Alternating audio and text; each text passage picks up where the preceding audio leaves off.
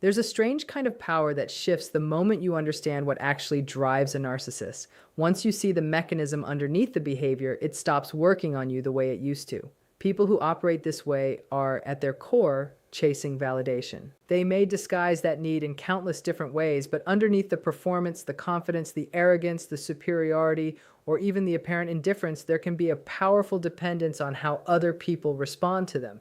They need to feel important. They need to feel desired. They need to feel admired. They need to know that they still have an effect on you. And once you understand that, their behavior becomes much easier to recognize. The dramatic message is no longer just a dramatic message. You begin asking what reaction they are trying to create. The sudden withdrawal is no longer automatically interpreted as proof that they don't care. You start wondering whether the silence is designed to make you anxious enough to reach out. The sudden affection no longer automatically means that everything has changed. You begin looking at whether the behavior is consistent or whether affection appears primarily when they sense that they are losing access to your attention. This shift in perspective is powerful because manipulation depends heavily on confusion. When you don't understand what is happening, you react emotionally. You chase explanations, you defend yourself, you overthink every message. You wonder whether you are too distant, too demanding, too emotional, or not loving enough. You spend your energy trying to decode the other person's behavior. But when you understand the pattern, you stop automatically participating in it. You begin noticing the difference between genuine connection and validation seeking. Genuine connection is interested in mutual understanding.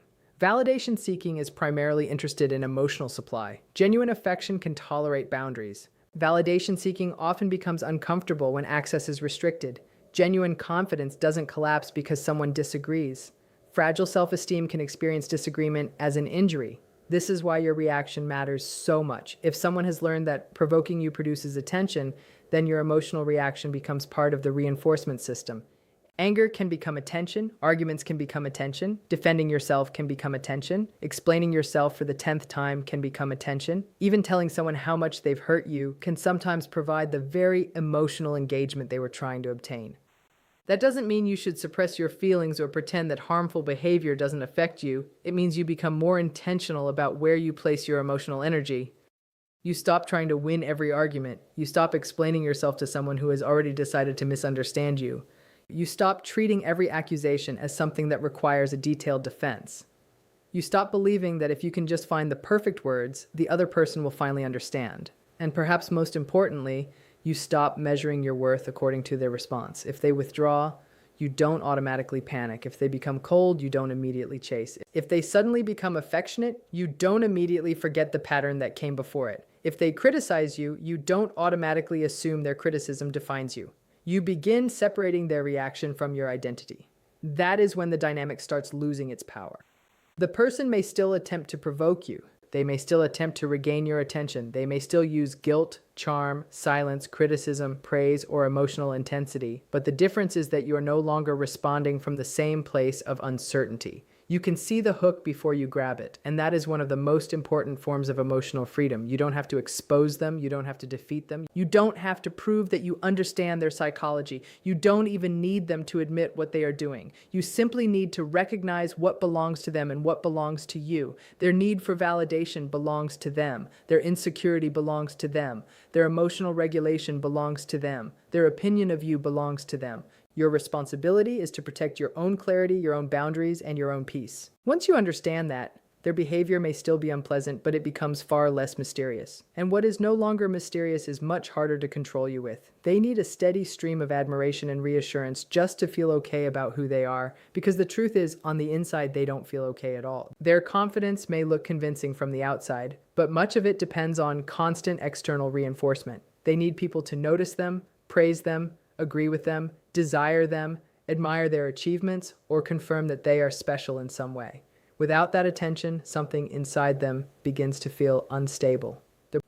This is why a narcissistic person can become so preoccupied with how others perceive them. Their appearance, reputation, accomplishments, relationships, social status, intelligence, attractiveness, or influence can become part of a carefully maintained identity. They are not simply enjoying compliments. They may depend on those compliments to regulate their sense of self. When someone tells them they are impressive, desirable, successful, or important, it temporarily quiets the insecurity underneath. For a moment, they can feel like the person they desperately want to believe they are, but the relief doesn't last. Soon, they need another compliment, another reaction, another person to impress, another achievement to display, or another source of validation. This creates a cycle that can become exhausting for everyone around them. The more fragile their internal sense of worth is, the more external confirmation they may require. And when that confirmation disappears, the emotional reaction can be surprisingly intense. This is also why criticism can feel much bigger to them than it seems to other people. A healthy person can hear criticism, consider it, and separate one mistake from their entire identity. Someone with strong narcissistic defenses may experience criticism as a threat to the entire image they have constructed. Instead of thinking, I made a mistake, the deeper emotional experience can become, you are exposing me as someone who isn't as impressive as I need people to believe. That is where defensiveness, blame shifting, anger, contempt, denial, or sudden withdrawal can appear. Rather than confronting the uncomfortable feeling directly, they may try to make the person who triggered it responsible for the discomfort. Suddenly, the conversation isn't about what they did. It's about how you supposedly misunderstood them, challenged them, disrespected them, embarrassed them, or failed to appreciate them. The important thing to understand is that this behavior doesn't necessarily mean they consciously wake up every morning and decide to manipulate everyone around them. Psychological defenses can operate automatically. A person can become so dependent on external validation that they instinctively protect their self-image whenever something threatens it. That doesn't excuse harmful behavior, but it helps explain why their reactions can seem disproportionate.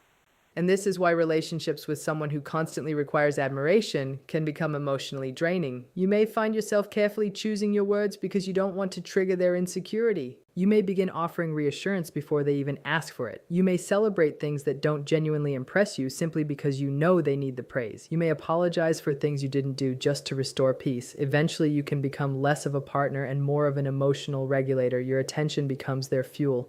Your approval becomes their reassurance. Your admiration becomes something they expect rather than something they appreciate. And the moment you stop providing it at the same level, they may interpret your independence as rejection. But there is a deeper lesson here. Someone else's fragile self-esteem is not your responsibility to constantly maintain. You can care about someone without becoming responsible for convincing them that they are worthy. You can love someone without endlessly proving your loyalty. You can encourage someone without sacrificing your own emotional stability to keep them feeling superior. Real self-worth has to become internally grounded. It cannot permanently depend on another person's applause. And when you stop participating in the endless cycle of reassurance, something important happens. You begin to see the relationship more clearly. You notice how often your attention was being demanded rather than mutually shared. You notice how often your validation was expected rather than reciprocated. You notice how much emotional energy you were spending trying to keep another person's self-image intact. That realization can be painful, but it can also be liberating. Because you were never supposed to spend your entire life convincing another person that they are enough while quietly becoming less and less certain that you are enough yourself. That constant hunger for outside approval isn't a preference for them. It's closer to a requirement.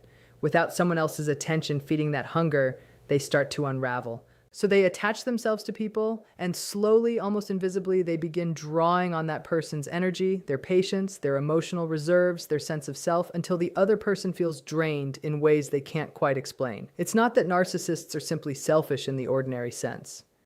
It's that they've built an entire identity around needing to be propped up, and they will treat the people around them however serves that need in the moment, shifting tactics depending on what gets them more of what they're after. What's underneath all of that bravado, though, is not strength, it's fragility. Underneath the confidence and the control is someone who is deeply afraid of being seen as less than impressive, less than important, less than whatever image they've built. That fear runs so deep that they can't afford to sit with it honestly, so instead they perform certainty, they insist, they deflect. And because so much of what they present to the world isn't fully true, they live in a state of low-grade defensiveness almost all the time, because on some level they know their footing isn't solid. You'll notice this most clearly the moment you push back or ask a simple, reasonable question. Instead of engaging with what you actually said, they go straight into defense mode, as though the question itself were an attack. That reaction isn't really about you. It's about how used to lying, exaggerating, or reshaping reality they've become, so much so that even a neutral question can feel threatening to maintain. And beneath all of it, there's often something more painful sitting quietly in the background, a kind of low hum of sadness that never really goes away. Many people with strong narcissistic patterns are dealing with something like an underlying depressive current, one that surfaces the moment they're left alone without distraction or applause. That's part of why they need so much stimulation and so much input from other people. Silence and stillness force them to face themselves, and that's exactly what they've spent years avoiding, so instead, they look outward. They find someone else to blame when things go wrong, because taking responsibility would mean confronting the parts of themselves they've buried. If you ever find yourself being confronted or provoked by someone like this, know that the way you respond in that moment can completely change the dynamic. Standing your ground without matching their intensity sends a message that you are not the easy target they were hoping for. One of the most important things to understand is that they will often try to make you doubt your own perception of reality. This is what people commonly call gaslighting, and it's a deliberate, if sometimes unconscious, form of psychological pressure designed to make you question your own memory, your own judgment, even your own sanity. If you let that pressure work on you long enough, it can genuinely start to feel disorienting, like the ground beneath you isn't stable anymore. It's used to damage your credibility, throw off your emotional balance, and slowly chip away at your confidence in what you know to be true. This is exactly why it matters so much to hold on to your own internal compass. You know what you experienced. You know what was said and what wasn't. Refusing to be talked out of your own reality is one of the most protective things you can do. Stay anchored to your values and your version of events, no matter how convincingly someone tries to rewrite them in front of you. Nobody has the authority to erase your perspective just because it's inconvenient for them or doesn't match their preferred narrative. At the same time, you don't need to throw yourself into a battle you were never going to win. Trying to get a narcissist to admit fault, to see reason, or to genuinely change their mind is, in most cases, a losing effort, because deep down they already understand exactly what they're doing. Save your energy. It's not yours to spend trying to force clarity onto someone who benefits from staying unclear. Arguing rarely gets you anywhere with someone like this, especially when they're trying to convince you of something you know isn't true. In most situations, the most effective response is the simplest one. A short okay or a quiet acknowledgement followed by silence does more than a long explanation ever could. You don't owe anyone a debate over reality. Be firm when firmness is called for, but keep your tone level and your emotions steady. Reacting strongly, even when it's justified, often gives them exactly the fuel they're looking for. Learning to choose your battles carefully will save you an enormous amount of energy that would otherwise go into arguments that were never designed to be won in the first place. And remember, less really is more when you're communicating with someone who operates this way. Don't get pulled into defending yourself against claims that were never true to begin with. Statements like, "that never happened," or "I never said that," which are often just tools used to destabilize you rather than genuine attempts at honesty. There's real strength in simply staying quiet. A brief nod, a neutral or a knowing look often communicates more than paragraphs of explanation ever could, because it shows that you see exactly what's happening without giving them the reaction they're fishing for. Whatever you might say after that moment tends to get overshadowed anyway, so sometimes saying almost nothing carries more weight than anything you could put into words. Your silence itself becomes the message. It tells them, without a single accusation, that their behavior doesn't move you, that you see clearly, and that you're not interested in playing along. That kind of quiet clarity puts both of you on the same page about what's really going on, even if nothing is said out loud. Not giving in to the pressure is, in itself, a form of resistance. Alongside that, it helps to stop expecting them to change in the way you might hope. There's a cost to holding on to expectations that someone consistently fails to meet. If you want to genuinely move forward, you need to be honest with yourself about who you're dealing with and keep your expectations grounded in the reality of their actual behavior rather than the potential you keep hoping they'll live up to. When you stop measuring people by who you wish they were and start seeing them for who they've actually shown themselves to be, in terms of honesty, decency, and follow-through, you protect yourself from being blindsided again and again by the same disappointing patterns. People with a lot of empathy tend to focus on the good in others, looking for the loving, redeemable qualities even in people who've hurt them. But when it comes to someone with strong narcissistic tendencies, that same hopeful lens can work against you. Pay far more attention to what someone actually does than to what they say, because words are cheap and endlessly available, while consistent action is where the real truth lives. Don't talk yourself out of what you're noticing just because it's uncomfortable. Be honest with yourself about your own feelings and observations, because that honesty is often the very thing that finally sets you free. There comes a point where you can see straight through the performance, past the charm, past the manipulation, past the carefully constructed image of superiority, and once you can see it clearly, it loses a lot of its power over you. Instead of letting their presence unsettle you, you can use that clarity to your advantage, standing as a steady, grounded presence of honesty in contrast to their chaos. That shift, choosing self-honesty and acceptance over denial and wishful thinking, is genuinely one of the most powerful things you can do for yourself. It's not always comfortable, but it's real, and real is what actually protects you going forward. It's worth repeating because it matters so much. People who behave this way rarely change simply because someone asks them to or points it out clearly enough. So the most productive use of your energy isn't trying to reshape them, it's staying true to who you are regardless of how they act. Someone determined not to let toxic behavior reshape their character, who chooses instead to keep their focus on what's good and constructive in their own life, gives a narcissist very little to work with. People who thrive on chaos and reaction genuinely don't know what to do with someone who stays calm, open, and consistent. If you simply stop feeding the dynamic and continue living according to your own values, nothing about your life needs to fall apart because of their behavior. Over time, people of genuine integrity tend to become visible for exactly who they are, and so do the people who aren't. You don't need to expose anyone or force a reckoning. Someone who is fundamentally self-focused rarely surprises people by suddenly becoming generous or considerate, so it helps to stop waiting for that outcome.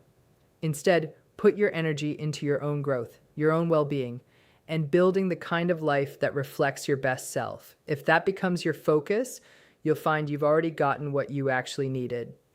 When it comes to dealing with someone like this day to day, staying quiet is one of the most underrated tools available to you. In many cases, treating their behavior as something that simply doesn't warrant a reaction is the fastest way to diffuse it. You don't have to try to fix them or explain yourself to them. Sometimes saying absolutely nothing communicates more than any argument could. Your lack of engagement tells them clearly that you're not interested in what they're offering and that you won't be an easy target for whatever game they're playing. If they sense that you're not going to react the way they expect and that you won't let them get away with the usual tactics, that in itself changes the dynamic. It's wise to keep your distance from people who consistently show disrespect or attempt to manipulate the people around them. And often, when you stop engaging the way you used to, the way they treat you shifts too, because the dynamic simply doesn't work the same way anymore. The less energy and conversation you give to it, the more your own situation tends to improve. Alongside staying calm and keeping your distance, it also helps enormously to keep track of your interactions, especially anything communicated in writing. With someone who regularly rewrites reality to suit themselves, there's rarely a shared, agreed-upon version of events, so having a clear, factual record matters. No one can convincingly deny something they said if it's right there in an email, a text, or a letter. You'll be grateful later that you kept things documented rather than relying purely on memory. Keeping careful records isn't about being petty or building a case out of spite. It's about protecting your own clarity and peace of mind. When you have things in writing, there's no room for someone to convince you that you misremembered or misunderstood. You don't need lengthy conversations or debates to prove what happened, because the record speaks for itself. So resist the urge to get pulled into unnecessary back and forth, since most of those exchanges just create more drama without resolving anything. Patience matters here too, more than people usually expect. Putting a narcissist in their place, so to speak, isn't something that happens through confrontation. It happens naturally, over time, as the truth eventually surfaces on its own. Strengthening your own sense of self and your confidence in what you know to be true is worth far more than trying to force an outcome. Let people prove themselves through consistency, and let time do what it always eventually does. Sooner or later, the different threads of someone's story stop lining up, the inconsistencies start to show, and people around them begin to notice on their own. You don't need to be the one to expose anything. Truth has a way of becoming visible without your help. In the meantime, don't put too much pressure on yourself to have every answer right away, and give yourself permission to simply let go of what you can't control. There's real peace in accepting that you don't need to force clarity or resolution before you're ready to move forward. One of the most protective things you can do throughout all of this is to keep strengthening your own sense of self-worth. When you have a solid, grounded sense of who you are, name-calling, lying, and any attempts at damaging your reputation lose a lot of their sting, because they're no longer competing with self-doubt. Reconnect with the parts of yourself you may have lost touch with, your own confidence, the people who genuinely love and support you, and the history that shaped who you are before any of this started. People who lack real empathy and who rely on deception and manipulation to get what they want become far less compelling once you've reclaimed that sense of self. Put your energy into becoming more solid, more secure, and more like yourself again. That investment pays off in ways that go far beyond any one relationship or interaction. To bring all of this together, dealing with someone who consistently seeks validation from others while behaving in manipulative, defensive, or evasive ways requires a specific kind of steadiness. Underneath their behavior is often a hidden current of unresolved sadness that surfaces the moment they're forced to sit with themselves, which is part of why they need constant stimulation and outside input to keep that discomfort at bay. Recognizing gaslighting for what it is and refusing to let it distort your sense of reality is one of the most important skills you can develop. Choosing calm over conflict and picking your battles with intention rather than reacting to every provocation protects your energy in ways that pay off over time. Letting go of the hope that someone will fundamentally change while instead grounding yourself in what they've actually shown you through their behavior protects you from repeated disappointment. Watching actions rather than listening to words, being honest with yourself about what you're really experiencing, and accepting reality as it is rather than as you wish it were, gives you back a sense of control that manipulation tries to take away. All of this comes down to the same central idea: staying grounded, staying honest with yourself, and staying true to who you are, no matter how someone else tries to pull you off course.